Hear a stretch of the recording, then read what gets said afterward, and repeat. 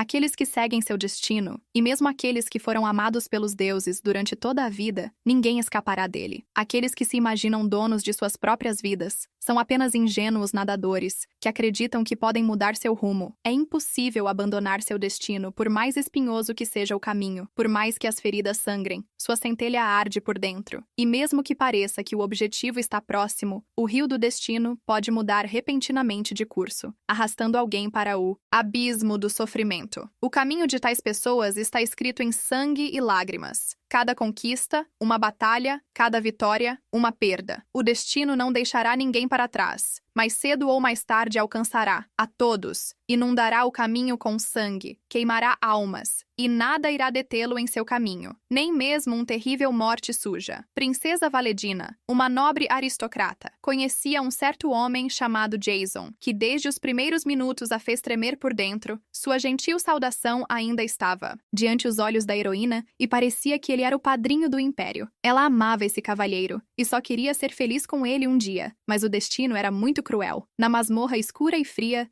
cada gota d'água caindo no chão de pedra, ecoava no silêncio ensurdecedor. A luz da tocha tremendo nas mãos do guarda iluminava um rosto que ela reconheceria entre mil jazão, um cavalheiro de cabelos louros, cujos olhos antes transmitiam calor e esperança. Agora olhava para ela com uma mistura estranha e ilegível de pena e distanciamento. A umidade penetrou no tecido fino de seu vestido. O frio queimou não apenas seu corpo, mas também sua alma, como se apertasse seu coração com um aperto gelado. Ela sentou-se algemada, uma grade de ferro separando-a da liberdade, da vida dele. Ela amava Jason mais do que a própria vida deu-lhe todo o seu coração. E agora, neste cativeiro gelado, ela esperou que ele fizesse uma escolha. A senhora sussurrou seu nome, e a assistente pediu severamente à menina que ficasse calada, que não ousou pronunciar o nome de sua majestade, mas por ele ela fez tudo o que pôde. Ele a rejeitou e tomou a santa como imperatriz, fazendo uma escolha entre o amor e o dever, entre o coração e a coroa. Ela teve que roubar os tesouros de seu país para ele, mas então ela nem percebeu o quão errada estava fazendo tudo isso. A heroína desistiu de sua juventude para matar o dragão louco, e tudo só para ficar com este homem, para simplesmente ser amado. Ela sacrificou bravamente os últimos guerreiros de sua terra natal, mas seu destino foi muito cruel, muito injusto. Ela deu a ele o trono, deu-lhe toda a honra e dignidade, e em retorno recebeu apenas uma traição amarga e suja. Jason culpou a profecia por tudo, porque em troca ela fez de seu filho Leon o príncipe herdeiro, e ela dificilmente deveria querer mais nada. Infelizmente, Leon estava morto, e apenas 6 meses depois que a heroína o enviou sozinho ao palácio chorando ao lado do caixão de seu único filho, ela percebeu a terrível verdade que envolveu sua vida com isso. Homem, ela entendeu perfeitamente bem que ela e sua filhinha, Leia, seriam os próximos, e este homem não iria parar por nada para alcançar seu objetivo. Agora ele estava na masmorra, e falava como se nada tivesse acontecido. Aconteceu perguntando se não havia nenhuma nova profecia e revelação de que ela e sua filha trariam destruição a este país. Sua compostura atingiu profundamente sua alma, perfurando o coração de Medeia com uma lâmina afiada em vez de queimá-la na fogueira como ordenava a profecia. Lembro que ele concedeu-lhe misericórdia uma morte fácil, mas não entendeu porque a garota ainda estava cheia de ressentimento. Não havia reprovação ou malícia em seus olhos dirigidos a ele, e ela apenas pediu que ele encerrasse esse show rapidamente para não ver mais aquela visão nojenta. Jason olhou para a garota em silêncio, mas em realidade ele não se importava nem um pouco com o que fazia da vida dela, nem sentia pena de ela ter ficado com os filhos, mas garantiu que a senhora não ficaria sozinha. Eles ficariam juntos no céu, e isso supostamente o consolou. Medeia percebeu com horror que essa história acabou sendo ainda mais terrível do que ela imaginava. Pequena, Leia, isso não poderia ser, e eles realmente mate-a. Sua amada garotinha, um aristocrata com roupas luxuosas, a irmã de Medeia, apareceu na masmorra, e olhando tudo o que estava acontecendo, pediu-lhe de coração perdão. Era a senhora Verna Medeia, com dor e medo nos olhos não. Entendia por que ela estava aqui agora. E se isso era realmente uma grande conspiração antes de sua prisão, a irmã entregou a menina para Verna, e estava confiante de que ela cuidaria dela. O bebê chorou e gritou, mas esta era a única chance de salvá-la da opressão deste senhor. Verna teve que cruzar a fronteira com ela filha para mantê-la segura, e durante todo esse tempo Medeia confiou completamente em sua amiga. Agora ela sabia que a insidiosa senhora simplesmente não se atrevia a trair sua majestade, e durante todo esse tempo ela esteve aliada a ele. Verna riu e perguntou se ela realmente ousaria fazer tal coisa, e se a traição era errada, e se a irmã dela não entendia que Jason garantia sentiu que as crianças teriam pensado exatamente da mesma forma. Eles o teriam entendido. Mas o horror e a verdade cruel quebraram o coração de Medeia em pedaços em 1 segundo. Ela só esperava que sua filhinha estivesse salva e segura, mas não era assim que não havia mais nada em que acreditar. Mas este homem acabou por ser pior do que uma fera. Um verdadeiro vil enganador que não conhecia piedade ou empatia. Medeia sentiu uma chama acesa dentro dela, uma sede insaciável por vingança, mas as correntes prendiam não apenas seu corpo, mas também seu espírito. A traição era evidente em cada pedra deste lugar amaldiçoado. As mãos de sua irmã estavam manchadas com o sangue de sua filha, pelos sussurros de consolo, pelos falsos votos de fidelidade. Medeia pagou com sua confiança e sua vida. Sua irmã gozou de honra, mas Medeia apodreceu neste buraco fedorento, traída, humilhada por ter perdido tudo. Jason decidiu que isso era o suficiente. Ele dificilmente encontraria uma gota de generosidade, e olhando para a senhora, ele se despediu para sempre, prometendo lembrar seus méritos. Verna, sua irmã, acabou por ser a pessoa mais terrível. O dia estava frio hoje, e o cavalheiro não queria mais ficar neste lugar. Lady Verna acabou sendo a traidora mais terrível. Não apenas um peão na casa de outra pessoa jogo, mas o próprio demônio que, com um sorriso zombeteiro, abriu as portas do inferno bem no limiar do coração de Medeia. A ironia do destino é que era exatamente aquele de quem Medeia estava mais próxima, a quem ela confiava seus segredos mais íntimos, que desferiu o golpe mais fatal silenciosamente. Com uma calma gélida, ela jogou aos pés uma pequena bolsa vermelha bordada com fios de prata. Uma bolsa que Medeia reconheceria. Entre 1000, pertencia à sua filha pequena, Leia. O chão desapareceu debaixo de seus pés. O mundo escureceu. Todos os sentimentos desapareceram de repente, deixando apenas um vazio zumbindo em seus ouvidos lentamente, como se estivesse em um sonho. Medeia pegou a bolsa quando entregou a menina para sua irmã. Esta bolsa estava em seu pescoço, e a pequena Ali chorou amargamente quando se separou de sua mãe. Medeia pensou nisso. Foi tudo só para salvar a vida da menina. Mas foi tudo em vão, segurando esta bolsa nas mãos. Ela ouviu uma voz de criança que saía da alma de uma mãe que havia se separado de seu filho para sempre. Verna observou sua reação sem mover um músculo. Não havia arrependimento ou remorso em seus olhos, apenas malícia calculada. Ela riu e gritou. Sua irmã mais nova fingiu ser uma princesa. E o que aconteceu? Valdina caiu, e seu irmão foi despedaçado por monstros naquele momento. Medeia percebeu que estava tudo acabado. A esperança foi destruída por toda a masmorra, e seu coração ingênuo estremeceu de os gritos de raiva de sua irmã. Na masmorra acorrentada, ela percebeu que só restava o inferno e a dor, consumindo, paralisando a vontade. Talvez esse inferno tenha sido criado por suas decisões estúpidas. Um inferno sem fundo, onde na realidade apenas o dinheiro governava. A mídia não conseguia entender por que sua irmã estava tão miseravelmente feliz e exausta de ódio. A senhora disse com um sorriso que a mídia não conseguia seja culpado. Foi apenas graças a ela que eles chegaram tão longe sem ela. Teriam falhado, e os vassalos leais de Valdena e seu irmão acabaram não sendo tão simples. A palavra que ecoamos no masmorra, e isso significava que Lord Jason e sua família estiveram em conluio todo esse tempo, e todos eles estavam contra Medeia. Foi ela quem a incitou corretamente a dar a Jason a relíquia chamada Olho de O Sábio, e a partir daquele momento, já participava de planos terríveis. Medeia era uma senhora muito sábia, mas agora se viu apenas um brinquedo em mãos cruéis, e nem percebeu quanto tempo esses planos foram feitos desde o início. Toda a sua vida estava nas mãos de outra família, graças à qual seu fiel pai logo se tornaria o legítimo rei de Valdina, e ela, a imperatriz legítima. Ela era apenas um pequeno peão em um grande jogo onde não há lugar para compaixão, bondade, justiça, mas apenas inveja e crueldade, é claro. Seu amado Jason estava em conluio com eles durante todo esse tempo. Ele sabia tudo perfeitamente bem. E quanto mais Medeia aprendia os detalhes, mais ela os odiava. Verna pediu que ela não ficasse triste, e prometeu que em breve veria sua amada família. E ela só pôde se alegrar. Talvez essas tenham sido suas últimas palavras, e Medeia prometeu que nunca esqueceria Verna, nem sua família, nem todo o seu maldito clã. Medeia se viu como um peão em uma barganha. Participar de um jogo de poder onde as apostas eram proibitivamente altas, e o vencedor levava tudo na masmorra úmida e fedorenta. Medeia sentiu sua esperança desaparecer gradualmente. Ela foi segurada com força por guardas cujos os rostos eram pétreos e impassíveis, apenas cumprindo ordens sem pensar. Um guarda ficou na frente dela com uma garrafa nas mãos cheia de um veneno líquido mortal. Verna ordenou ordenou que esse veneno fosse imediatamente derramado em sua boca. Braços fortes a mantiveram imóvel, sua cabeça jogada para trás. O líquido amargo queimou sua garganta, espalhando-se por seu corpo como agulhas geladas. O pecado de sua estupidez poderia não ser expiada nem mesmo pela morte. E não importa quantas vidas se passaram antes de sua morte, Medeia prometeu retornar e se vingar de todos os culpados de sua morte. Seu passado tolo é o original pecado. E para você que segue o destino, aqueles que são amados pelos deuses ainda serão um dia punidos. Mesmo aqueles mais próximos de nós podem se tornar os próprios titereiros que puxaram as cordas do destino. Condenando, nos levou a uma morte ensinadora, apenas uma escuridão fria e sem sentido, engoliu sua consciência nesta história. O jogo acabou, Medeia perdida, mas até então sua raiva queimará como uma chama inextinguível, iluminando o caminho para a vingança e deixando Verna tremer.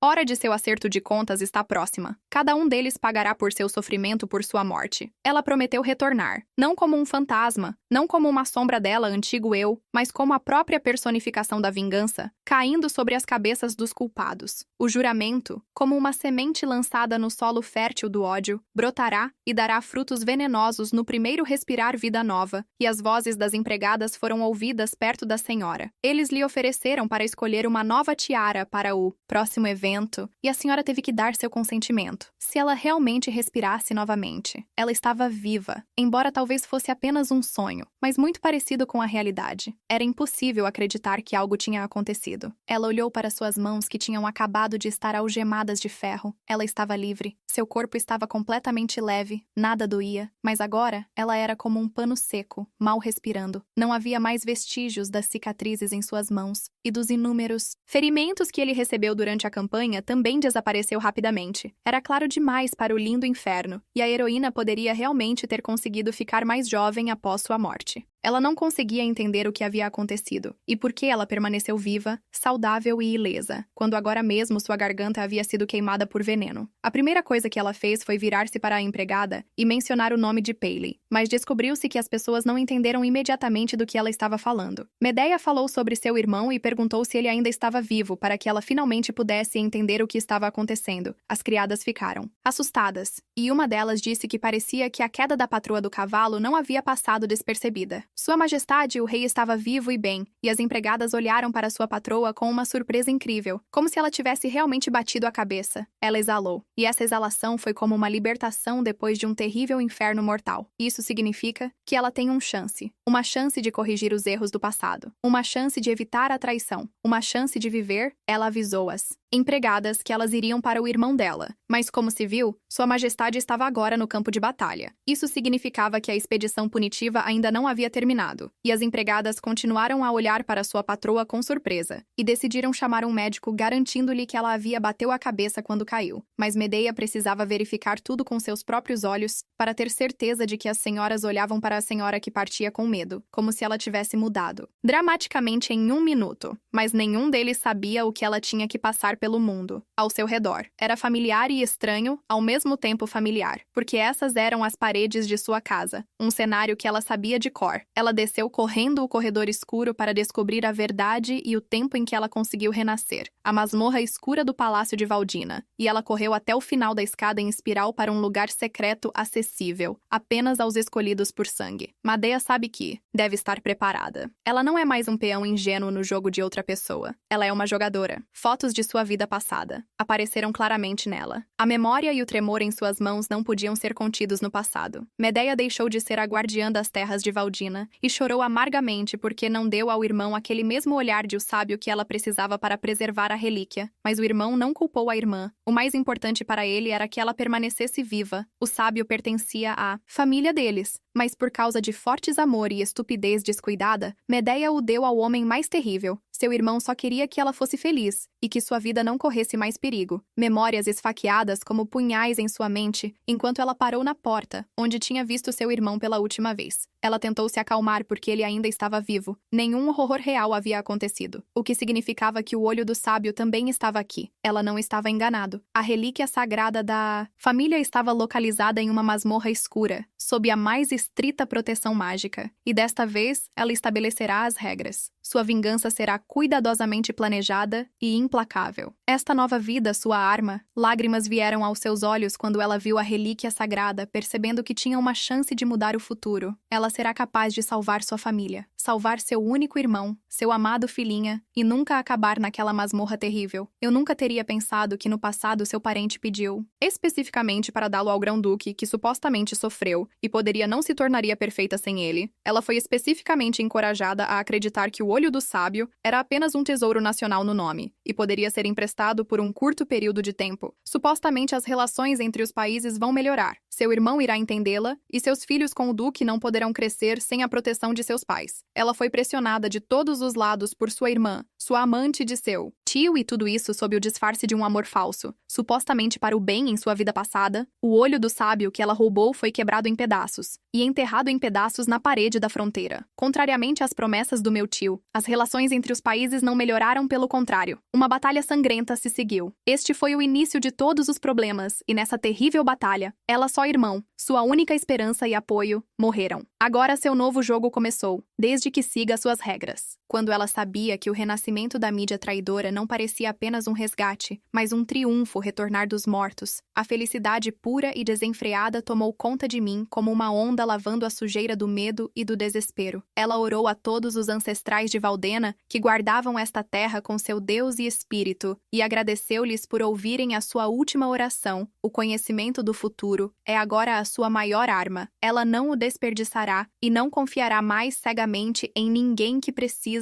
tanto de mudar agora, e ela se tornaria fria, calculista e inevitável. O olho do sábio ainda estava intacto, e ela voltou ao tempo após a queda do cavalo, e ao momento exato por volta dos 17 anos de idade. Nessa idade, ela caiu do cavalo enquanto voltava do chá. Naquele dia, a empregada estreitou o correu e a salvou da morte. E quando ela acordou, descobriu que já havia saído do palácio. A empregada disse que estava cansada de servir a princesa inútil e tinha medo de morrer prematuramente. Essa garota não. Era do tipo que saía silenciosamente, e é bem possível que ela ainda esteja aqui andando pela corredor, a heroína. Ouviu uma conversa. Dizem que a esposa está batendo em uma das criadas da princesa neste momento. O excêntrico que recusou o título de cavaleiro e foi servir a princesa. Foi simples, e agora decidiram se livrar dela sob o pretexto da queda da princesa. As criadas discutiram que a decisão era da empregada mais velha, apesar de a senhora ter salvado o princesa, e todos viram. A senhora foi até as empregadas para saber onde estava seu salvador, mas elas não esperavam vê-la de jeito nenhum. O punho frágil tremia como uma folha ao vento. E agora muito ficou claro para a heroína, porque ela sabia a verdade. A história com a empregada Naril também era obra do tio, e a senhora pediu para ser levada para lá imediatamente. Gritos altos foram ouvidos no quarto de empregada, e a empregada estava tentando expulsar alguém. Ela gritou: "As pessoas podem ser teimosas o quanto quiserem e ninguém vai saber, nem a patroa, o que realmente aconteceu aqui." A empregada não viu sentido nisso e avisou que a menina iria morrer como um cachorro de qualquer maneira, e ninguém iria protegê-la. A senhora furiosa ficou no centro da sala com um chicote nas mãos, chamando nomes para a empregada, e tinha certeza que não seria punida. No meio da sala, como um pássaro ferido, estava sentada a empregada Nahel, com cortes recentes do chicote nas costas, ombros e braços. Evidência de tortura recente. A empregada gritou sufocada de ódio e derramando seu raiva reprimida na senhora. Um rosto vermelho distorcido de raiva. Mãos tremendo de raiva, com um chicote de couro preso nelas. Ela, dotada de uma pequena quantidade de poder, deleitava-se com a crueldade como um bêbado em bom vinho. E o chicote em suas mãos cortaram o ar com um golpe forte. E alguém agarrou seu pulso, e ninguém havia se apressado para intervir em algo assim antes, mesmo no brilho. Louco de seus olhos podia-se ver uma sombra de medo. Medo de perder esse poder. Lady Medea entrou na sala quebrando a cena de crueldade, e sua aparição foi tão inesperada, tão imperiosa. Narel ficou em silêncio, não por medo, embora sem dúvida girasse em algum lugar bem no fundo, mas pelo cansaço da indiferença que corroía sua alma. A empregada congelada com um chicote na mão parecia uma lamentável e rato assustado, que de repente viu um gato Medea, balançou o chicote e marcas vermelhas brilhantes de um corte recente apareceram na bochecha da empregada-chefe. A empregada perguntou o que a patroa estava fazendo, mas ela deveria ter perguntado perguntou o que estava acontecendo aqui. Medeia, a formidável, perguntou quem permitiu que ela levasse seus servos sem sua permissão e espancá-la descaradamente. Uma senhora apareceu na sala e declarou que era a ordem dela que tinha que ser obedecido. Ela olhou para a princesa sem sombra de arrependimento ou dúvida, com sangue frio, como se nada de terrível tivesse acontecido aqui. A senhora perguntou. Por que a princesa decidiu se envolver? Vontade desavergonhada quando ela não tinha o direito de fazê-lo. A empregada olhou para a senhora, na esperança de que ela agora estaria protegida do governo arbitrário da princesa. Esta senhora era a empregada doméstica, e ela apareceu como se estivesse sob comando enquanto a empregada ficava feliz em vê-la. O nome da empregada, chefe, era Quizen. Ela trabalhava nesta casa há muito tempo e mantinha tudo em ordem em troca de se tornar suas mãos e pés do tio junto com a administração do palácio. Ela assumiu uma posição onde pode administrar o palácio interno como quiser, e essa mulher vil não vai descansar até marcar a princesa. A senhora avisou a princesa que ela tinha acabado de sair da cama e não deveria se esforçar demais. Ela pediu às outras criadas que acompanhassem a princesa até seu quarto, onde ela pertencia. A princesa Medeia estava. Não ia deixar isso passar. Ela declarou que enquanto ela estava na ignorância,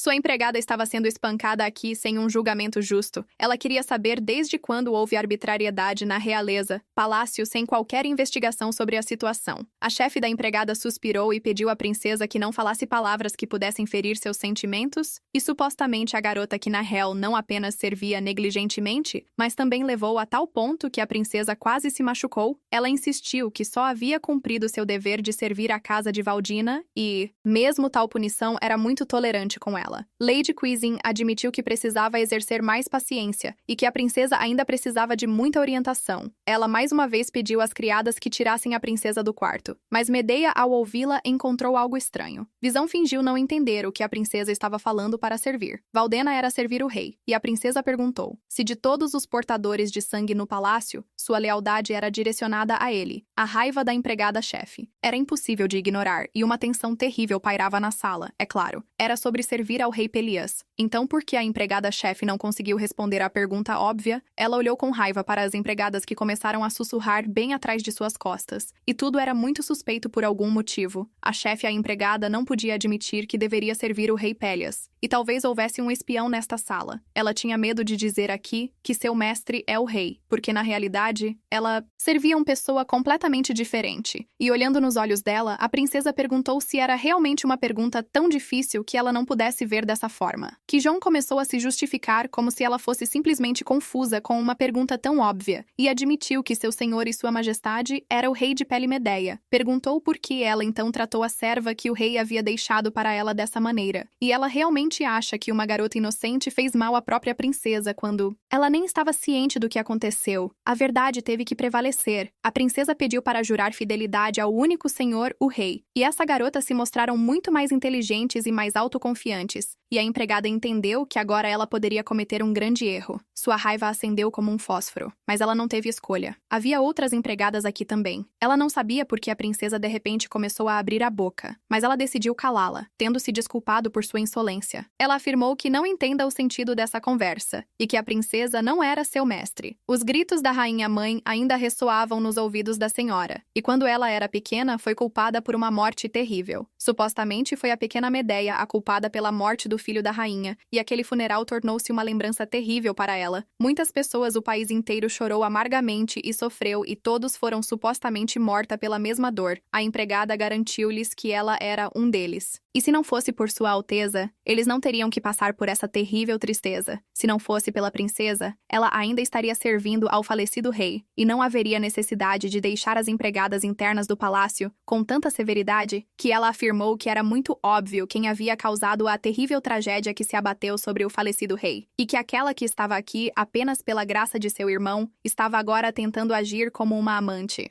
A empregada sabia que a rainha-mãe odiava essa garota, e o rei não era exceção, e porque ele nunca mais voltou após a coroação. Cudian estava confiante de que ela colocaria a princesa em seu lugar, e perguntou ao a empregada júnior continuasse a seguir as instruções. Medeia não tinha intenção de desistir. Cudian sempre foi um ninguém para ela. Enquanto o questionário da empregada malvada ordenava que Nahel fosse espancado, Princesa Medeia pareceu ganhar vida, passando de uma estátua para a personificação da raiva. As palavras de Medeia foram calmas calmas, mas o aço nelas era claro. E ela pediu à empregada-chefe para levantar a saia, ela parou, afastou-se de Kizin, e ela recuou involuntariamente, sentindo todo o peso do olhar da princesa sobre si mesma. Segurando uma longa bengala nas mãos, a princesa prometeu respeitá-la e não dizer mais uma palavra sobre sua empregada. Mas um espetáculo muito divertido se desenrolará. Por um lado, ela instruirá Nahel, e por outro lado, ela instruirá que a empregada-chefe não conseguia acreditar que a jovem princesa estava realmente tentando espancá-la com varas bem na frente de todos. A regra aqui era que, se os servos do palácio negligenciassem seus deveres, o rei poderia puni-los. A princesa mostrou o anel real, e na ausência do rei o direito foi totalmente transferido para ela. O direito passou para o representante por ele indicado, e foi a princesa quem ocupou o papel principal. Ela colocou um anel com o selo real em seu dedo. Todos reconheceram. Era esse anel que seu irmão uma vez havia deixado para ela. A empregada disse que nunca tinha ouvido falar de tal regra. E quando o falecido rei estava no campanha, o regente fez uso deste artigo, um artigo para punir severamente a administração do palácio caso algum deles se atrevesse a desobedecer ou agir arbitrariamente. A princesa sorriu e perguntou se uma mulher mais velha, como se ela realmente não conhecesse essa lei, antes de poder responder. Medeia repetiu a ordem com mais firmeza, acompanhando-a com um olhar gelado. A empregada-chefe congelou sem entender o significado do que ouviu. Zombaria ridículo. Medeia ordenou que a empregada mais jovem cumprisse suas ordens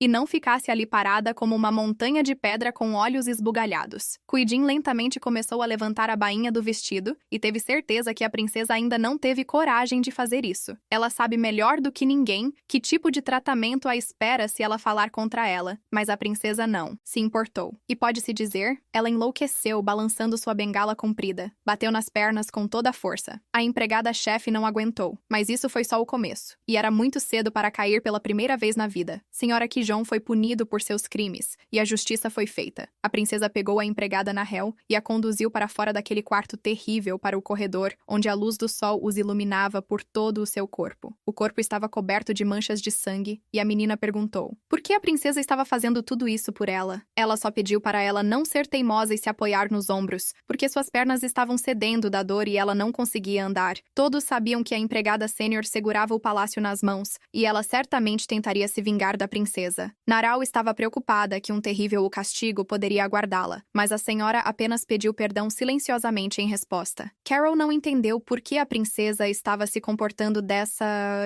maneira, e tentou descobrir o que a motivou. Um fino fio de lágrimas escorreu pelo rosto da princesa, e ela confessou que tudo aconteceu por causa dela, e foi só por causa dela que a empregada foi punida em sua vida passada. Naral não saiu do palácio porque ela a serviu com fidelidade e devoção, mas tudo acabou tragicamente. Ela morreu defendendo sua patroa e perguntou por que ela aguentou os golpes e não revidou contra a empregada doméstica. Como ela poderia não ter entendido antes que neste enorme palácio havia pelo menos uma pessoa que a valorizava, e por que ela não sabia que Pelias estava tentando protegê-la? Depois de seu renascimento, a princesa sabia muito, e sua empregada pessoal era realmente sua única amiga. Ela abraçou a garota com ternura e prometeu que tal horror nunca mais aconteceria. Medeia estava pronta para protegê-la ao custo de sua própria vida, apenas para mantê-la viva e segura, se não fosse por todo esse horror com a reencarnação, a empregada Nahel. Infelizmente, logo estaria morta no dia seguinte. Na zona da capital de Valdina, chegou uma mensagem urgente a um dos castelos. O cavaleiro abriu alegremente a porta do seu escritório e informou ao seu mestre que finalmente tinham chegado notícias importantes. O tema interessante de hoje foi sobre o Palácio Real de Valdena, e o jovem contou como a empregada mais velha foi açoitada pela própria princesa. Parece que a empregada mais velha queria expulsar o empregada da princesa, que era aluna do comandante da guarda real, e por algum motivo chamou a atenção do regente. O jovem riu. A empregada-chefe chamou de empregada da princesa, e a princesa puniu a empregada doméstica e dizem que ela caiu de um só golpe. Um respeitável cavalheiro de cabelos escuros e pele clara perguntou se realmente havia uma princesa em Valdena que fosse capaz de tal coisa, que ninguém se atreveu a contradizer a empregada doméstica antes,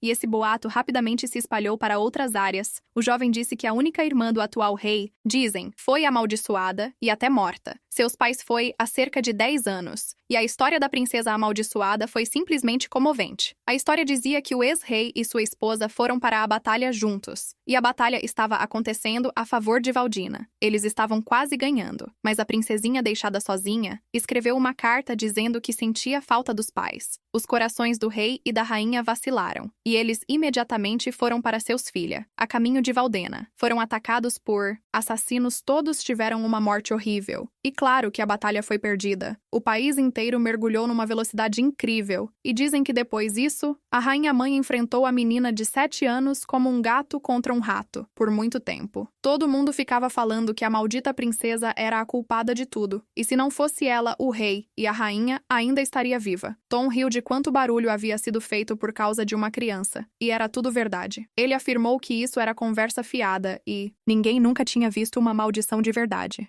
O jovem não conseguia entender a reação do senhor e tinha certeza de que nem tudo estava tão ruim, mas era esse jovem de pele clara que sabia o que era uma verdadeira maldição e que já durava há muito tempo. 3 anos inteiros, 3 anos de tormento desta maldita petrificação, e como convém aos servos do Deus das Trevas, a maldição foi verdadeiramente terrível. O diabo negro apareceu neste mundo, e quando o senhor tentou matá-lo, ele jurou que a grande escuridão primordial nunca o pouparia o diabo. Gritou o sangue em suas veias, congelou frio como seu olhar, e seu coração ficou negro e endurecido como sua cabeça, e mesmo que seu brilhante talento e ambição derrotem todos os guerreiros, a escuridão fluirá em suas veias até o fim de seus dias. Este homem nunca acreditou em maldições. Ele era um guerreiro cavaleiro, e ele teve que matar esse demônio assim que ele agarrou o punho da espada. A magia negra começou a girar em torno de sua mão. Os cavaleiros tentaram parar o comandante, mas ele só queria matar o diabo a quem ele procurava há muito tempo. Então o diabo disse que ele não conseguiria impedir a decomposição de sua carne e sofreria até o fim de seus dias. O país era famoso por seus bravos guerreiros, mas ninguém entendia porque mesmo com uma cavalaria tão excelente, o estado estava em declínio de uma forma ou de outra. A princesa que todos odiavam parecia ter acordado, e foi interessante para ver se ela aguentaria até o fim. O jovem sugeriu introduzir o olho nos aposentos da princesa. Nada de engraçado acontecia lá há muito tempo, e o jovem riu, imaginando se ele realmente tivesse encontrado a sacerdotisa que removeria sua maldição após conhecer o diabo. Ele tentou encontrar uma maneira de remover a terrível maldição, mas ninguém conseguiu rastrear a sacerdotisa em último lugar onde ela foi vista. Foi Valdívia. A trilha terminava na fronteira, e não é fácil procurar uma pessoa de uma família há muito extinta. Ele ordenou ao cavaleiro que vasculhasse todas as fronteiras, sem perder 1 centímetro, e com certeza ela deve estar neste palácio. Saindo do escritório, o jovem avisou ao senhor que esta semana ele tinha que ir ao tribunal, e ele não deveria esquecer. Espero que a máscara dele o senhor não tenha. Gostava de cobrir o rosto, mas na sua situação não havia outra maneira de viver. A partir de então, ele escondeu cuidadosamente a sua identidade e nunca mostrou a sua cara na sociedade. Foi uma pena esconder este incrível rosto atrás de uma máscara. E até o senhor considerou sua aparência a melhor. Ele balançou a adaga e pediu ao jovem que não falasse mais, mas sim que fosse cumprir suas ordens para fazer. Ao dizer isso, o cavalheiro jogou uma adaga afiada bem na porta, para que o jovem não relaxasse mais. Depois de muita tortura, a princesa ordenou que Norel recebesse um quarto separado onde ela conseguiu se recuperar. Madea a visitava constantemente e tentava estar o mais próximo possível para ter certeza de que ela estava bem. Esta manhã, ela entrou cedo em seu quarto e se aproximou de sua cama, enquanto a garota estava rápida dormindo. Ela precisou se recuperar por muito tempo, e para isso teve que ficar na cama e não sair da cama. Os ferimentos eram graves, mas foi bom que nada se quebrou, e logo a senhora estaria capaz de continuar brandindo sua espada favorita com facilidade. Ela foi a primeira que a princesa encontrou neste enorme palácio, e sentiu que não estava sozinha. Era sua empregada pessoal, a única que sempre esteve ao seu lado. Seu apoio e segurança. Madea estava pronta para fazer qualquer coisa para protegê-la para que uma terrível tragédia não acontecesse. A princesa teve que redesenhar completamente o visual da princesa palácio e olhar atentamente para cada quarto. Ao lado da cama de sua empregada pessoal, ela ouviu passos altos que não podiam ser confundidos com mais nada. Uma senhora com batom vermelho brilhante e vermelho ardente cabelo irrompeu na sala e gritou algo para a princesa. A senhora ficou indignada por ter feito algo errado e apenas transmitiu as palavras da princesa, e provavelmente estava muito irritada. Ela fez um barulho perceptível na sala, e a princesa entendeu que a primeira pessoa a ser retirada foi sua serva mais velha. Maria, a senhora gritou. A própria princesa disse para se virar virar para o empregada doméstica. Ela também estava naquele chá e sabia que a princesa amava a justiça, e a empregada doméstica batia nela. Além disso, quando ela voltou, descobriu que seu quarto havia sido cedido para estreitar. Quem era deitada inconsciente na cama? Seus ferimentos devem ter sido dolorosos, e a princesa silenciosamente ofereceu-lhe para tomar um remédio e tratar seus ferimentos. Maria pareceu surpresa com o comportamento de sua patroa, e até ficou em silêncio por um momento. Medeia perguntou se ela realmente precisava aplicar a pomada sozinha, e a empregada poderia facilmente fazer isso sozinha. A menina parecia não entender o que estava acontecendo, e até agora ela não gozava do favor da princesa só, porque era filha da ama de leite. Maria nunca se vestia como uma criada e sempre se comportava de maneira atrevida, mas Medeia sempre perdoava seus erros. Considerava Maria sua única confidente até que ela a vendeu aos rebeldes durante a rebelião. A empregada Maria disse: "Por que a princesa não pediu sua permissão? Porque este era seu quarto pessoal.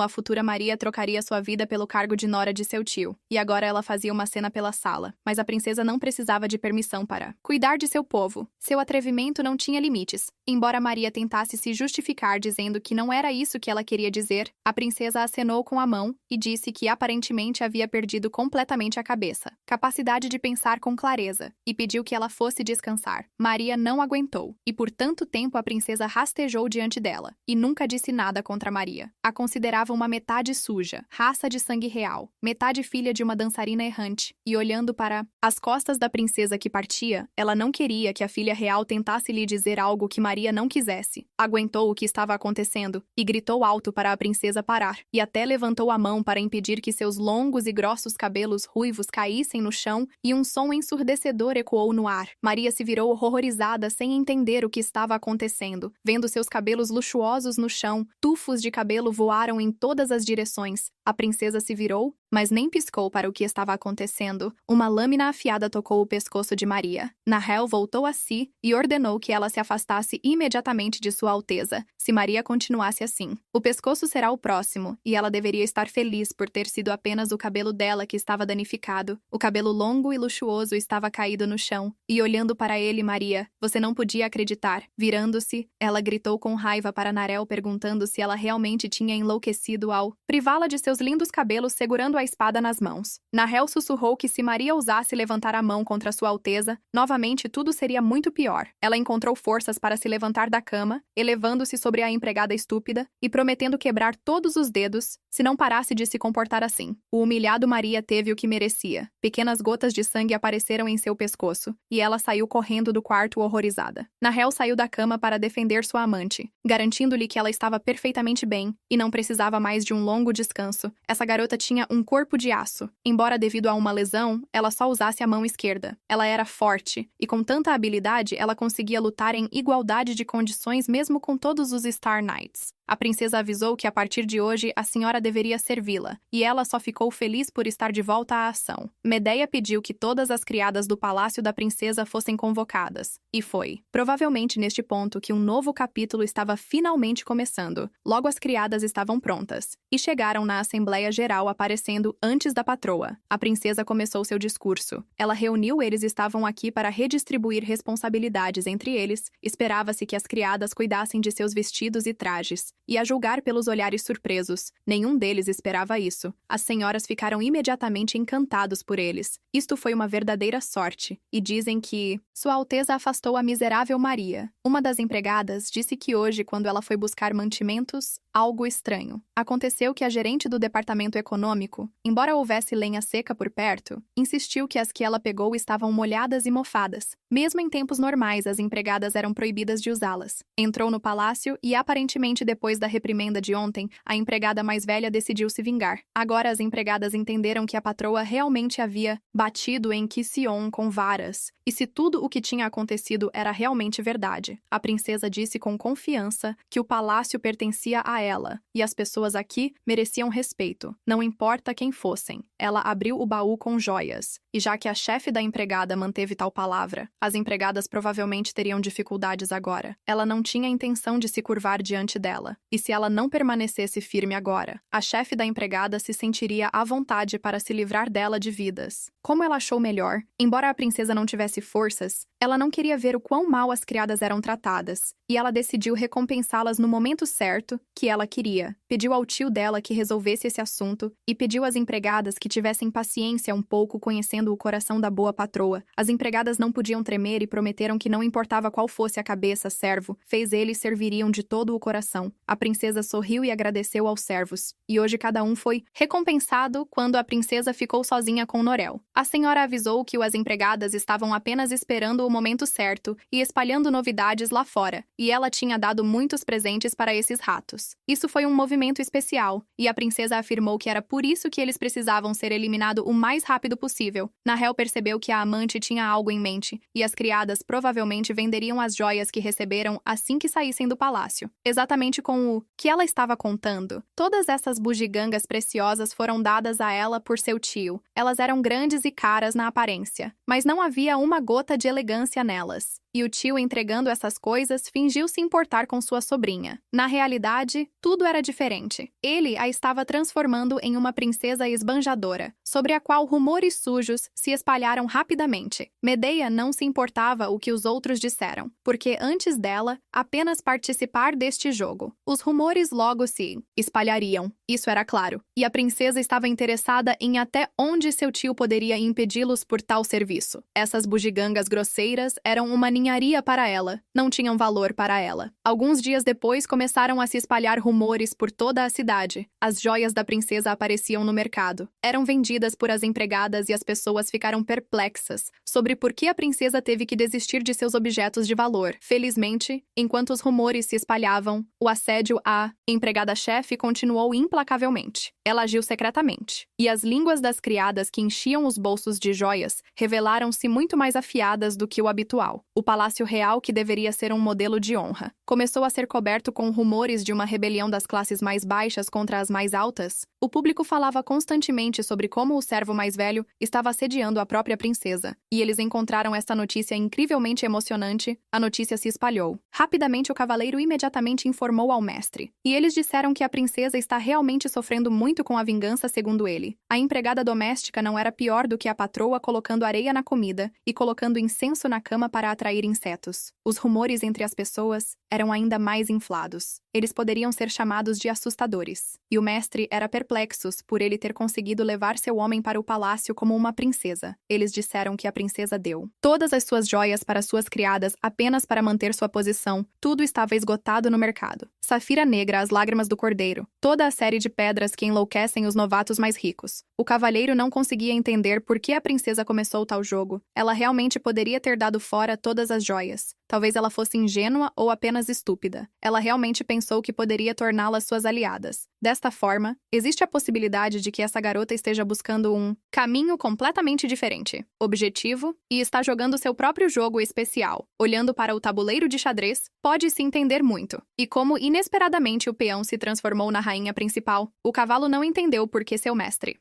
decidiu dar tal passo porque até o seu elefante agora poderia ser derrotado. É raro. Mas acontece que a criatura mais fraca e insignificante devora todos em seu caminho. Havia apenas restava a pergunta em que ela estava pronta para se transformar, e em quem ela começaria a devorar, ou seria devorada no futuro. Pegando o peão nas mãos, o cavalheiro pensou e olhou para a pequena neve estatueta branca esculpida e feita de marfim. Se ele entendesse o interesse, poderia ser muito interessante ver a princesinha lutando contra a injustiça. Esta manhã, foram ouvidos altos gritos femininos de um dos quartos do enorme castelo. As mãos da menina estavam amarradas. Nenhuma delas entendeu o que estava acontecendo aqui. Duas criadas estavam sentadas no chão do lado de fora do castelo, amarradas com uma corda grossa, completamente imobilizados. Mas eles não entendiam por que, de repente, de manhã cedo, foram levantados da cama, amarrados e simplesmente expulsos do palácio. Havia uma senhora parada na frente deles. Ela estava gritando depois do que eles fizeram. Eles ainda poderiam falar,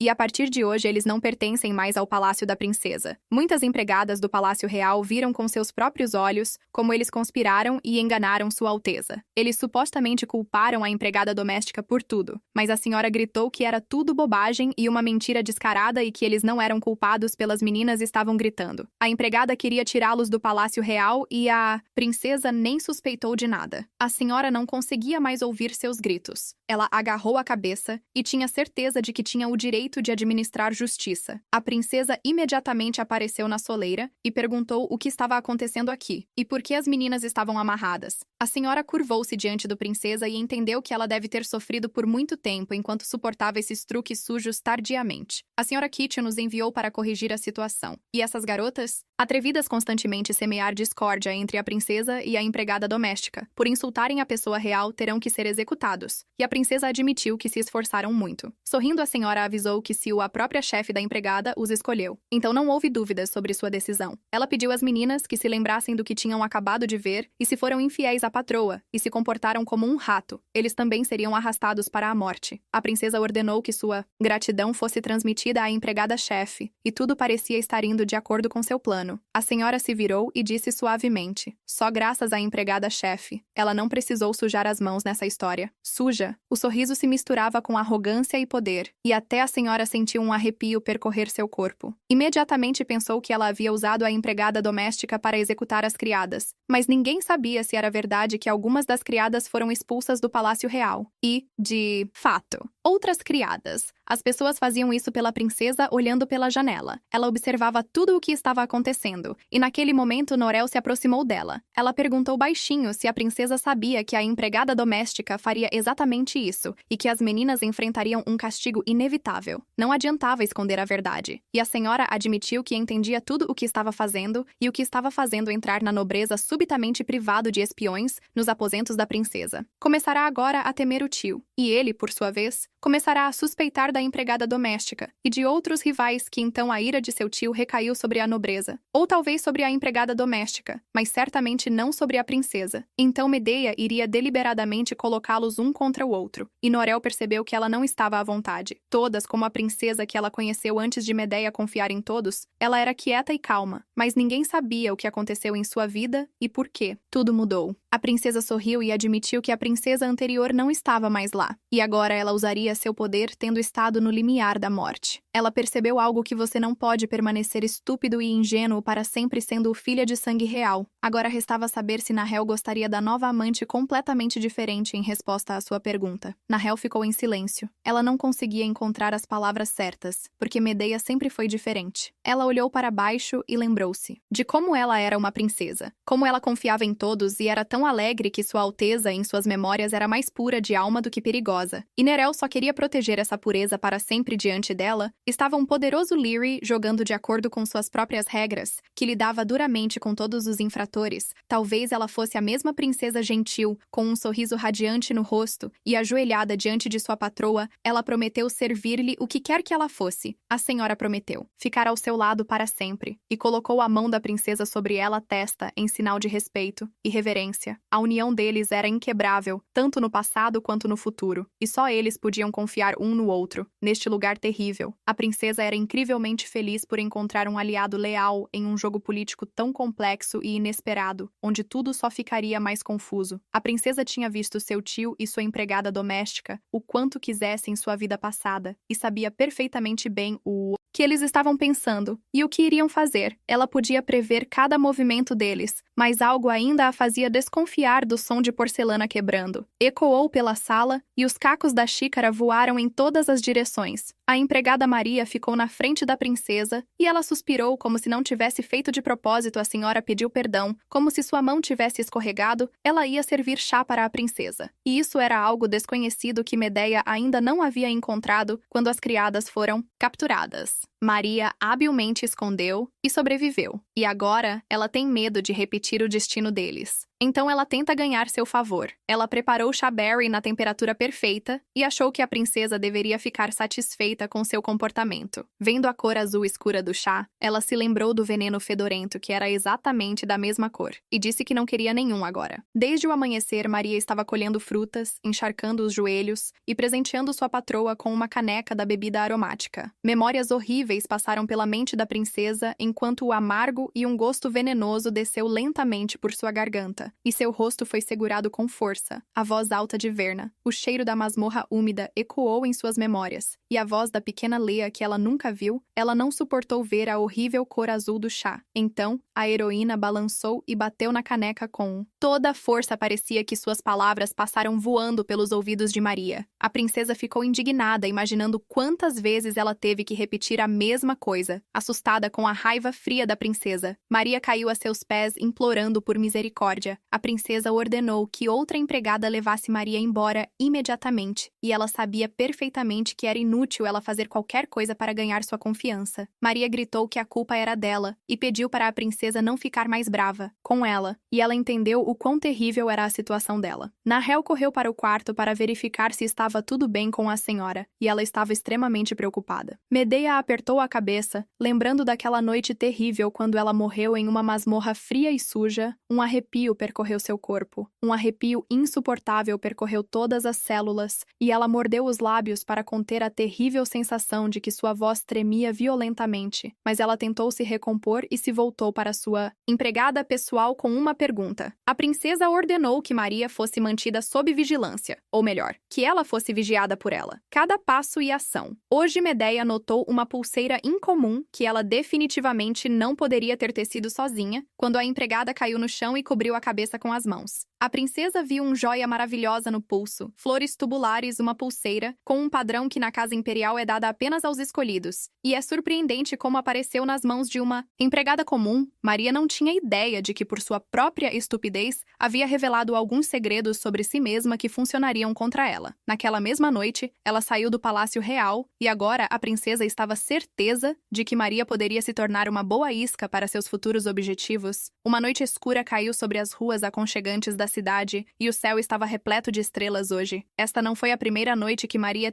saiu secretamente do palácio e hoje partiu por um caminho bastante conhecido virando a esquina. Abriu as portas da casa e lá já alguém a esperava, antecipando o seu conhecer. Maria ficou incrivelmente feliz em ver esse homem. O nome do jovem era Simão. Ela sentia muita falta dele. Era o duque mais jovem, Cláudio Lorde Simão Cláudio. E todas as noites eles se encontravam em segredo, mantendo o seu segredo mais terrível. O jovem perguntou o que tinha acontecido. Eles disseram que todas as criadas foram substituídas e a princesa a dispensou, repentinamente, e ele provavelmente não esperava. Ouvi que Simão perguntou rudemente o que ela queria dizer, e se ela não era mais a confidente próxima de Medea. A garota disse que quando todas as empregadas foram trocadas, ela ficou com muito medo, até mesmo da empregada mais velha, ela mesma. Agora, a princesa supostamente a valoriza novamente. E ela garantiu a Simon que a princesa ainda confiava nela, e ela confiava nela com a empregada doméstica, tanto dentro quanto fora do palácio. Havia a comoção, crescente, e a cabeça de Simon estava simplesmente partindo. Simon agarrou-lhe o cabelo com ousadia e declarou que se a senhora quisesse casar com ele, deveria comportar-se com prudência. Ele ordenou que não lhe fosse dada nenhuma razão para que ela abandonasse a ideia de fazer de uma plebeia sua esposa e que Maria continuasse sendo a serva favorita de seu primo. Maria prometeu tentar seguir cada passo da princesa para que o amor deles fosse durar para sempre. Ela mal entendia que não havia lugar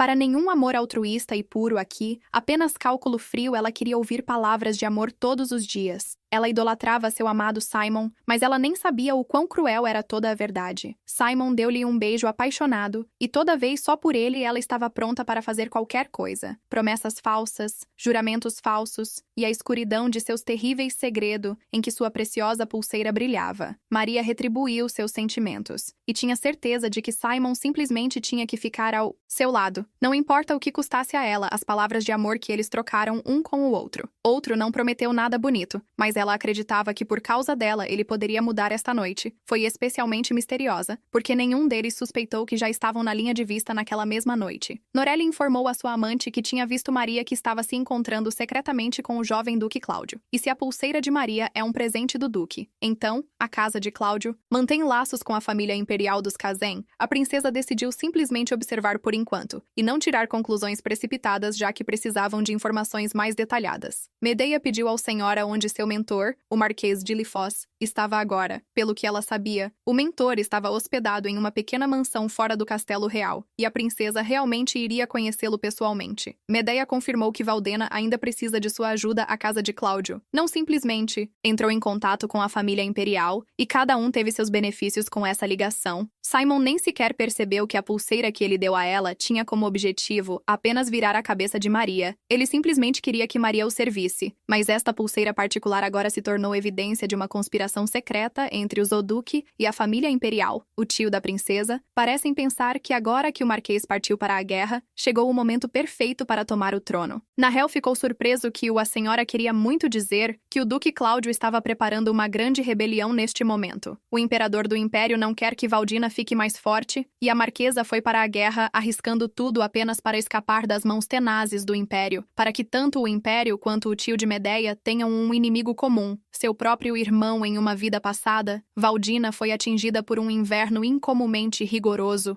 O Império prometeu ajuda alimentar, mas no último momento, sob um falso pretexto, recusou toda a raiva, e acusações do povo recaíram sobre o rei Félio. E uma terrível rebelião eclodiu entre o povo. Foi uma rebelião encenada contra o povo, liderada por falsos traidores enviados por Cláudio. Parecia que o Império não tinha medo das consequências, mas por mais poderoso que fosse o estado que eles faziam, não se atrevem a invadir o rei de outro país. Sorrindo, a princesa disse que cabia a eles evitar uma terrível tragédia. E o Marquês agora chamou o ex-capitão da guarda, e um herói poderá ajudá-los. A senhora pediu para preparar um encontro secreto com o Marquês, Gilifos, e Nahel. Entendeu como as coisas terríveis poderiam acontecer se eles não interviessem, e apenas Medea poderia fazer algo para ajudar seu povo. E nesta vida ela sabia muito mais do que na última. Ela estava pronta para fazer qualquer coisa para garantir que essas pessoas vis nunca cruzassem aquele muro com vida, e começassem rebelião. Logo a princesa se encontrou com Sua Alteza a Duquesa, e o último encontro deles foi há muito tempo. A senhora pediu para não ser chamada assim formalmente, e ela até se sentiu um pouco ofendida, já que eles haviam uma relação calorosa e amigável. A duquesa ficou assustada ao saber que a princesa havia caído do cavalo e pediu perdão por ter vindo visitá-la tão tarde, e que ela mesma havia recentemente foi para a cama devido ao cansaço da viagem. Hoje ela se encontrou com a venerável duquesa. Catarina Cláudio, de repente, uma voz feminina foi ouvida no quarto. Era sua filha pela primeira vez após sua morte, seu renascimento. Medea ouviu essa voz dolorosamente familiar que ria maliciosamente por toda a masmorra. Era a jovem Verna, e quando viu sua irmã, perguntou em voz alta se ela não conseguia entender as circunstâncias. Verna cumprimentou a princesa e convenceu sua mãe a levá-la com ela para passar um tempo com sua querida amiga. Um arrepio percorreu a espinha de Medea e ela admitiu que ela também sentia falta de sua amada irmã antes dela ser inimiga de sua família e de sua terra natal, cuja imagem ficou gravada em seus ossos quando a heroína se lembrou de Leia e Liana, que ela queria rasgar essas pessoas em pedaços ali mesmo, mas agora não era o melhor momento. Lenta e metodicamente, ela decidiu apertar o laço em volta de seus pescoços, para que um dia pudesse agarrá-los pelo garganta, e isso continuará até o momento em que a vil Verna experimentar a dor mais terrível, o desespero e o medo mais nojento do que a própria morte. A duquesa perguntou se a princesa estava sentindo-se bem depois de cair do cavalo, e até trouxe um médico consigo. Ela não se atreveu a deixá-lo entrar, sem perguntar. Ele estava esperando do lado de fora dos portões do palácio, e avisou que se a senhora não o fizesse, lembre-se que ela iria ordenar que ele entrasse. Certamente não era normal deixar um médico de outro país entrar no palácio. E a princesa perguntou se sua tia ficaria tão calma se sua filha se encontrasse em. Na mesma situação, a senhora admitiu que gostaria que a duquesa a tratasse como sua própria filha, mas infelizmente ela nunca se tornará uma filha de verdade agitando seu lenço branco como a neve. A princesa disse que isso lhe trouxe profunda tristeza e pediu à duquesa que fosse embora. Catherine ficou intrigada com o motivo pelo qual a senhora havia jogado fora o lenço branco e estava jogando-o fora, e perguntou-lhe apenas conversar. Esse foi o primeiro passo para a Duquesa entender que algo estranho estava acontecendo em seus planos, e a princesa saiu silenciosamente do quarto. Catherine gritou com a filha. Ela estava claro que foi tudo por causa dela. E por que diabos ela soltou a língua até esse momento? A duquesa pensou que a princesa já estava domesticada o suficiente, mas aparentemente tudo o que fizeram foi não o suficiente. Era impossível permitir que a fera que eles estavam criando escapasse agora, porque essa fera poderia facilmente arruinar todos os planos que Catherine decidiu começar punindo a empregada doméstica como um aviso para os outros, para que os outros também entendessem o que não deveriam fazer naquela mesma noite. Maria estava no quarto de Medeia e precisava fazer algo sujo. Recentemente recebeu ordem de plantar algo vestida de princesa e ficava feliz em fazer qualquer trabalho sujo. Ela segurava nas mãos um lenço com bordado personalizado, que estava destinado a se tornar o centro de um grande escândalo. Lenço tinha um cheiro incrivelmente nojento. E Maria até se virou como se estivesse coberta de gosma de sapo. Ela precisava reunir Etienne com a princesa. E o principal era que a empregada era uma mulher verdadeiramente astuta. Conde Lark. Etienne, um nobre hereditário de terceira geração e ministro do interior, exercia um enorme poder. Este homem era uma grande figura chamada de mão direita do regente, mas ele era tão ganancioso e vil que só de vê-lo simplesmente te deixava enjoado, junto com a empregada doméstica. Eles decidiram esconder seu lenço personalizado no armário do quarto dela, e eles foram certeza de que este seria o fim para a princesa em um futuro próximo. Isso se tornará a fofoca quente mais importante do palácio, que rapidamente desonrará a honra de Medeia. Maria tinha certeza de que isso fez bem a ela. Se um escândalo estourasse com esse homem, mesmo que ele fosse 3 vezes o rei do sangue, ela poderia esquecer o casamento para sempre quando colocasse o lenço no armário. Lembranças estranhas vieram voltando para Maria porque era uma vez tudo era diferente. Houve um tempo em que essas meninas se davam bem, mas em algum momento tudo mudou dramaticamente. E agora ela estava indo contra ela. Dizem que a princesa a mandou embora. E agora ela lavou o chão com as criadas mais novas. E o bobo Nahel tomou o lugar dela. E a empregada-chefe insistiu que Maria realmente pensava isso. O reagente abandonaria apenas ela, já que ela também deveria pensar em como sobreviver, tendo aprendido sobre esse plano. Maria tinha medo da família real. E a empregada-chefe realmente não tinha medo de punição alguma. Ela prometeu que se tudo terminasse bem, ela ajudaria Maria a entrar em uma família nobre. Quishen disse que o sobrinho do marido ainda não tem herdeiro, e Maria poderia muito bem viver por alguns anos como filha adotiva e se tornar uma dama nobre. Tudo isso foi para se tornar uma mulher nobre, e depois disso Maria finalmente poderia estar abertamente com sua amada Simão. E segurando este lenço sujo nas mãos, Maria hesitou por um momento, mas não pôde ir contra sua vontade fechando a cômoda. Ela mentalmente pediu à princesa que não a segurasse de volta, já que foi tudo culpa dela. Foi sua vingança cruel. E foi a princesa, em sua opinião, quem traiu seu outrora bom relacionamento e foi a primeira a abandoná-la. Hoje Maria foi notada novamente. Nerel estava observando atentamente cada passo dela, e ela viu Maria no quarto da princesa. Ela relatou à patroa que tudo aconteceu. Como Medeia disse ontem à noite, Maria contatou a empregada-chefe, foi confirmado que ela havia arrombado o armário do quarto e escondido algo na cômoda depois que Maria saiu. Neril encontrou o mesmo lenço escondido e mostrou à patroa que o lenço tinha a inscrição do conde bordada nele e parecia que a principal dama de honra havia realmente sido encurralada. Nahel não poderia, de acordo com sua fé, mas será que essas pessoas inúteis realmente ousou fazer isso e decidiu desonrar a honra da princesa? A senhora estava até pronta para ajudar a se livrar de alguns cadáveres sem deixar vestígios. Se a princesa desse tal ordem junto com o ministro, seriam 3, e até ela poderia não estar bem, mas a princesa valorizava a vida e a honra de Norel. Era precisamente por causa da beneficência e do coração bondoso da senhora que essa garota estava pronta para dar a vida por ela. Sua fé era forte, sua coragem poderia ser invejada até pelos cavaleiros mais corajosos, e a princesa sabia disso. Ela parecia pronta para pular a qualquer momento, e a senhora sorriu docemente percebendo sua devoção inabalável. Ela pediu a Nahel para respirar. Ainda não era hora de punir todos os vilões desta história. E a propósito, Nahel disse recentemente, isso ela é excelente em esconder coisas,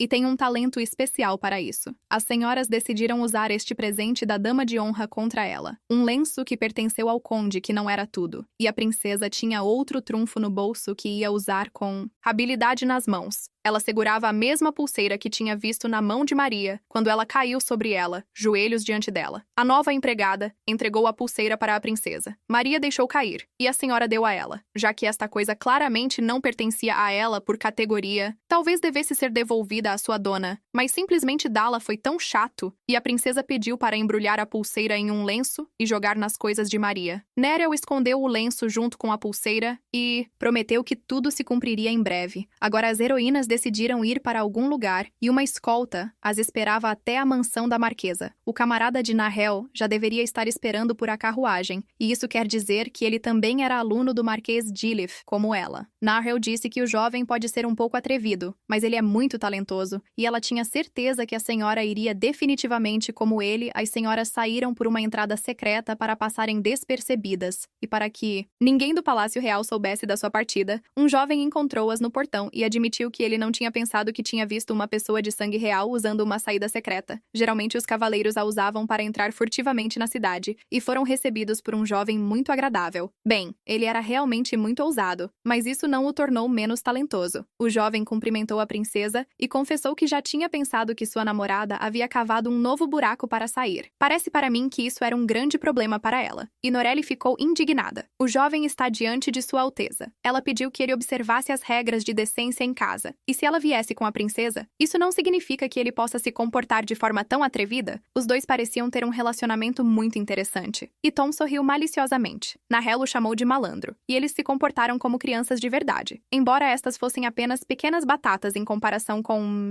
as acusações e o desprezo que a princesa sofreu em sua vida passada, e estas eram simplesmente brincadeiras infantis. Ela admitiu que tudo estava perfeitamente bem quando a senhora já havia agarrado o jovem atrevido pelo colarinho para lhe dar uma lição. Madeia fez uma reverência e disse que estava muito feliz em conhecê-lo e esperava sua ajuda no caminho para a propriedade. Foi precisamente por isso que ele veio aqui, para acompanhar a princesa até o Marquês e garantir uma viagem completamente segura. Narol ofereceu cuidadosamente a mão à sua amante para que ela pudesse entrar à carruagem em que viajariam para o encontro. O encontro deveria ser um evento significativo para a princesa e determinaria em grande parte o curso de suas ações futuras. O sol desapareceu lentamente atrás das montanhas, iluminando a pequena cidade onde o Marquês de Gillifoss estava localizado. Ele ficou olhando pela janela e esperou a chegada da princesa, de quem encontro ele havia sido avisado há muito tempo, que o início da viagem foi bastante tranquilo e calmo, mas não teria sido uma aventura tão incrível se algo não tivesse acontecido de repente. A carruagem estremeceu e Tom percebeu que haviam batido em alguns fragmentos de rocha, com as rodas que haviam se tornado um obstáculo. Ele parou para verificar o que havia acontecido e ficou surpreso ao descobrir que a roda da carruagem simplesmente caiu. Não foi um problema para ele, e o jovem avisou Nahel que ele precisaria de tempo para consertar o volante. Poderia levar algum tempo, e a senhora estava infeliz, e eles não poderiam simplesmente pegar ao seu destino. Em paz, ela estava preocupada com sua amante e ia contar tudo a ele, mas a princesa pediu que ela o deixasse em paz. Madeia abriu cuidadosamente a cortina para ver onde eles estavam agora e viram pessoas ao redor. Foi bom que a roda quebrada não os pegou em algum lugar no deserto e eles pararam em algum abrigo. As pessoas estavam sentadas bem no chão, com ferimentos enfaixados, muletas ao redor deles. E esses eram os guerreiros da batalha. Parecia que a batalha se arrastava há muito tempo, e o número de feridos continuava a aumentar, crescer, e isso não poderia ser mudado. Alguns viviam aqui com suas famílias, enquanto outros não tinham para onde voltar porque suas terras natais foram queimadas e saqueadas. Alguns permaneceram aqui porque eles próprios ficaram aleijados e simplesmente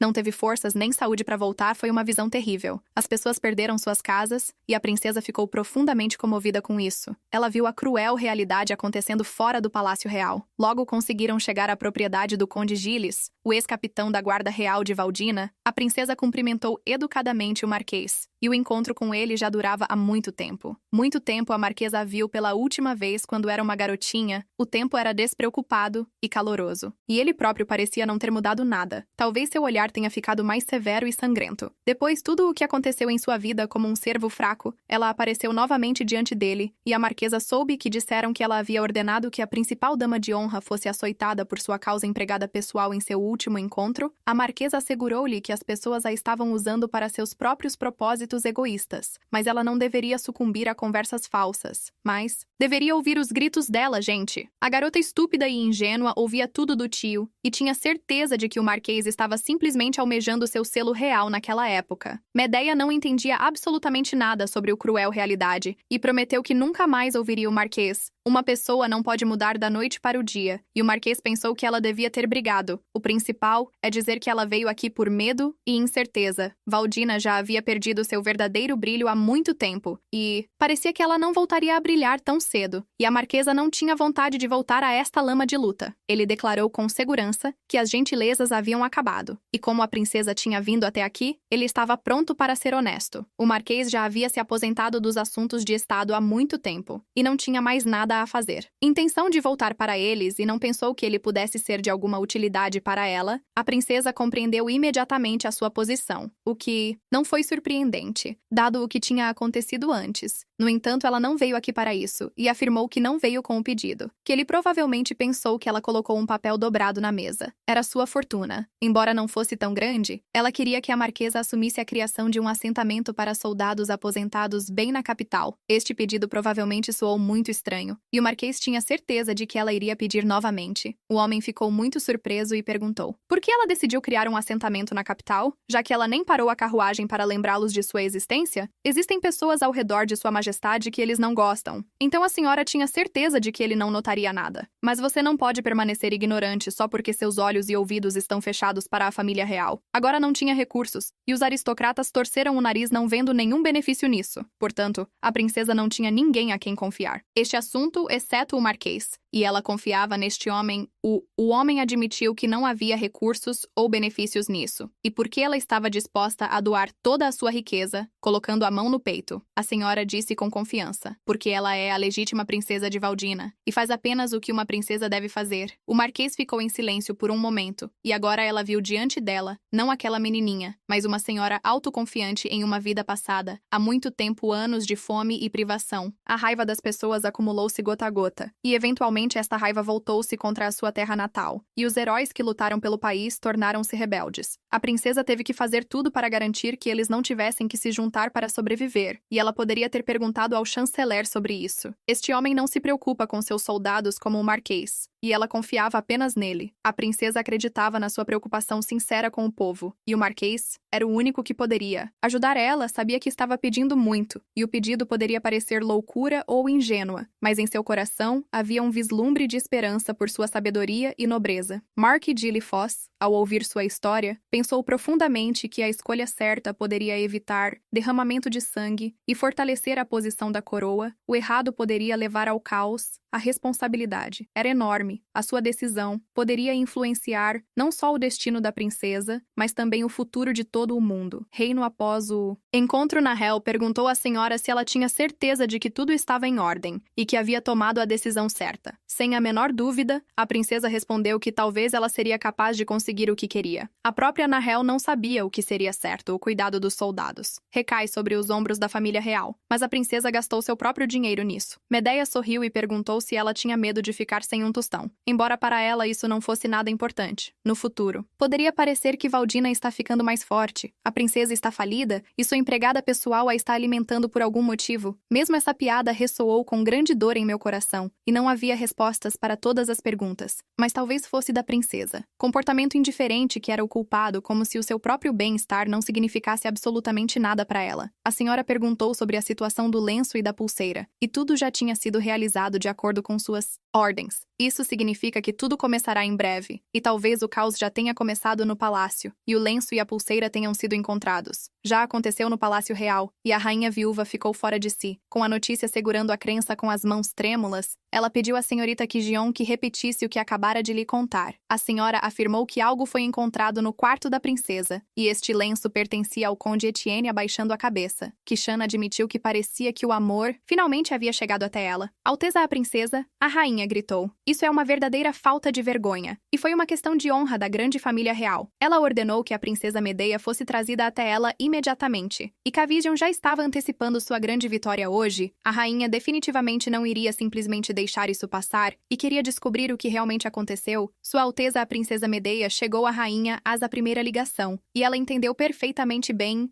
o que estava prestes a acontecer aqui, curvando-se calorosamente. A senhora cumprimentou sua avó com uma voz gentil que estava fora de si de raiva. A rainha acenou com seu leque e ordenou que a princesa se ajoelhasse porque a dama de honra acabara de lhe contar sobre o lenço que havia sido encontrado. A rainha não podia permitir que a honra da família real fosse desonrada, e Medeia nem sequer se encolheu quando ela ouviu seus gritos. A senhora falou alto. Ela não conseguia ouvi-la, e ela ordenou que ela pedisse perdão por suas ações. A princesa estava pronta para fazer o que sua avó ordenou, e se ajoelhou diante do senhora respeitosa. Ela olhou para a rainha com olhos surpresos e confessou, porém, ela gostaria de saber o motivo de tal raiva repentina. E tal raiva poderia prejudicar sua saúde. A rainha disse que ela realmente não entende o que está sendo discutido, e ainda ouso fingir na frente dela que a principal dama de honra acabou de confessar que a princesa estava tendo um caso secretamente com um homem. A duquesa estava por perto, e sabia perfeitamente que definitivamente não poderia haver nenhum homem perto de Medeia. O casamento da princesa era uma peça importante no jogo de xadrez, e Catarina manteve um olhar atento, para garantir que nenhum maluco chato ousasse se aproximar, e se você pensar bem, ela só tinha uma suspeita. Mas ela já saberia disso há muito tempo. Se fosse verdade, ela olhou com raiva para a empregada-chefe e tinha certeza de que isso era obra dela, e ela se envolveu em algo que eu não pedi para ela fazer. Quijon ficou majestosa e inabalável, como se ela não tivesse participado disso em todos, exceto a duquesa. Suspeitaram de passagens secretas quando Kujen soube dos passeios secretos da princesa. Ela supostamente até tentou silenciá-la, chegando ao ponto de espalhar rumores de que ela estava oprimindo-a como uma súdita leal de Valdina. Ela não conseguia fechar os olhos para toda a verdade e apontou para Maria, chamando essa garota de sua testemunha. Maria se apresentou como a empregada de Sua Alteza ou Princesa e curvou-se diante da rainha. Ela disse que a princesa sempre a levava com ela quando ela se encontrava secretamente com seu amante, e até mesmo ela, supostamente, disse a ela que era errado sentar de joelhos no ar. Princesa ouviu essa mentira descarada, e Maria implorou à rainha que a poupasse. Quanto mais longe fosse, mais belos os acontecimentos se desenrolavam na opinião da rainha, e ela não conseguia acreditar que todos isso já era verdade. Na frente dela estavam duas pessoas que lhe garantiram a mesma coisa, que a princesa tinha um amante secreto, e além do mais, forneceram evidências de que a rainha estava simplesmente furiosa, e claro que era do próprio conde que se falava, e não de algum cavalheiro. Maria queria que a princesa fosse trancada em um convento pelo resto de seus dias, para que seu jogo finalmente acabasse aproveitando sua vitória. Maria sentiu a presença da princesa, e só queria se vingar dela por uma vez, afastá-la. Primeiro, Medeia respondeu que mesmo sendo realmente culpada, ela estava pronta a aceitar humildemente qualquer punição. No entanto, há uma curiosa coincidência aqui que a rainha provavelmente nem sabe, mas a empregada doméstica é quem recentemente a puniu por violar as regras do Palácio Real, e Maria é uma dama de honra que ela afastou por negligência e problemas constantes. E essas duas meninas poderiam realmente dizer a verdade, e tudo o que restou foi ouvir a opinião da própria rainha Kishon não. Se conteve e afirmou que a rainha estava realmente pronta para negar, mesmo quando eles tinham evidências claras do que havia acontecido em suas mãos. Ela agarrou Maria pela mão e pediu que ela confirmasse mais uma vez que foi ela quem encontrou aquele mesmo lenço no quarto da princesa. Foi esse lenço que chamaram de aquilo que a princesa tanto valorizou. Chamar isso de promessa de amor de seu devotado escolhido, que a rainha não quis mais ouvir essas conversas e já havia dado a ordem de revistar. O palácio da princesa, aposentos a rainha, pediu à sua criada que saísse para que ela pudesse finalmente julgar se o lenço havia realmente sido encontrado no quarto baronesa Pinatelli, a dama de confiança da rainha à espera. Ao retornar do cumprimento de sua importante missão, ela sempre cumpriu a vontade de sua majestade sem questionar e desta vez também fez um excelente trabalho. A rainha perguntou em voz alta se ela havia conseguido em contrapista o mesmo lenço sobre o qual todos aqui estavam. Gritando, ela segurou aquele mesmo lenço nas mãos e admitiu que ele realmente havia sido encontrado no Palácio Real. Mas havia uma coisa: quando Quijon e Maria estavam prontos para comemorar sua vitória, a senhora confessou que havia descoberto o lenço do ministro da corte Larquetienne. Porém, o lugar onde ela descobriu que a evidência não era os aposentos da princesa, a baronesa afirmou com segurança que o lenço foi encontrado no quarto da empregada ruiva Maria, e suas palavras soaram como um raio. Vindo do azul, nenhum dos comerciantes entendeu como isso poderia acontecer. Maria gritou: "Isso não pode ser", mas era inútil ela negar. Agora a baronesa nunca fará o que eles querem, e ela acabou de dizer, ao toda a verdade. Há alguns dias, de manhã cedo, a princesa encontrou-se com a baronesa próxima da rainha num lugar secreto na floresta, e contou-lhe algo que sabia alguns factos que poderiam virar-se contra essa garota, e só havia uma chance de tirar vantagem delas. Medea sabia do envolvimento do pai. Da baronesa que havia sido executado injustamente e com a ajuda de seu selo, ela conseguiu limpar o nome dele nas acusações pendentes. O sobrenome anterior da baronesa era Sasha, e o ex-ministro foi falsamente acusado e executado. Ele era o pai dela. Além disso, quem o incriminou foi o duque. Este é porque o duque não conseguiu conquistar a baronesa para o seu lado, e ela concordou em ajudar a princesa segurando um lenço com uma pulseira nas mãos. A senhora perguntou se eles poderiam realmente